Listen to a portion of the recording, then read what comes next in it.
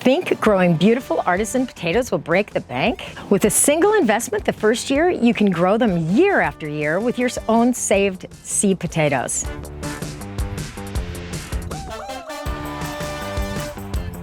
Hi, I'm Debbie with Libraries of Stevens County. I've been gardening since I was young enough to hate weeding and old enough to love eating. I finally realized that if I'd had a hand in growing something, somehow it just tasted better. I'm excited to share what I've learned about gardening in Stevens County with you. Today I'm going to show you how to harvest potatoes and talk about saving seed and potatoes to eat over winter.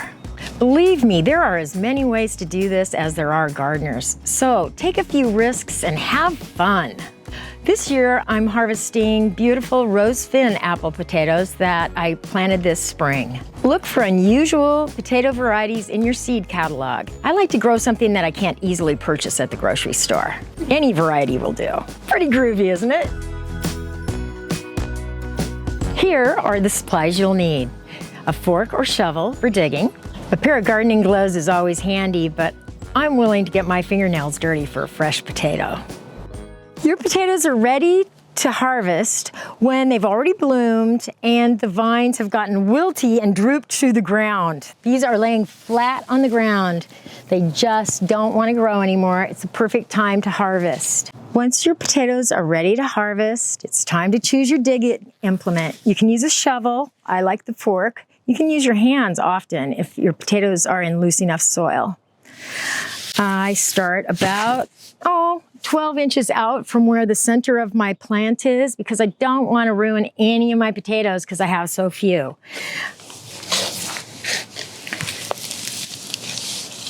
Look at that.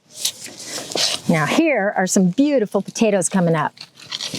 Again, these are fingerling potatoes, not shaped like the potatoes that you might normally purchase at the grocery store, and they have a pinkish tinge.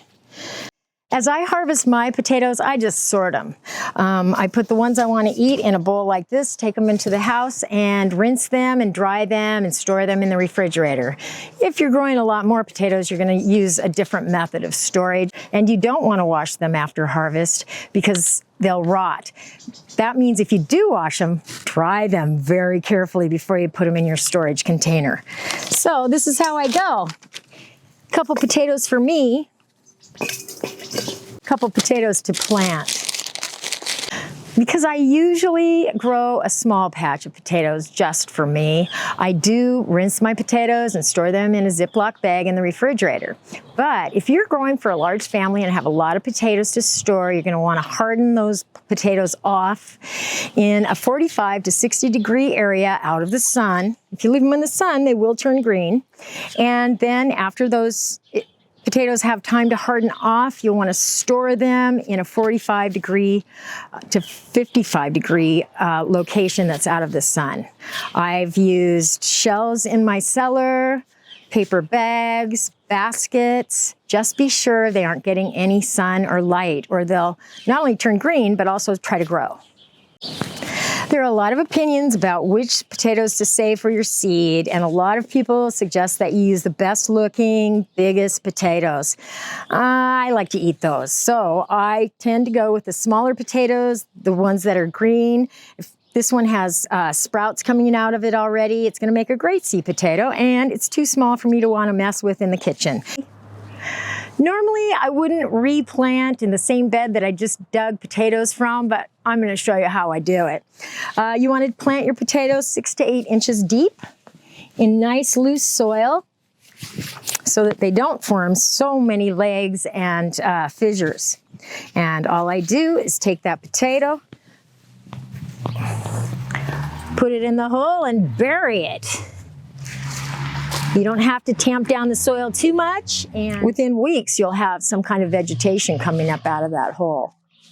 In case you're thinking that planting potatoes is, difficult or time-consuming or too complicated, I have often just taken a potato like this and thrown that puppy over my shoulder to plant it.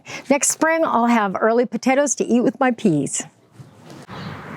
Potatoes are a simple crop to grow. Just remember, don't add fresh manure when you're planting them. It always needs to be composted. If I want to use manure in my potato patch, I add it in the fall so that it's completely composted by spring.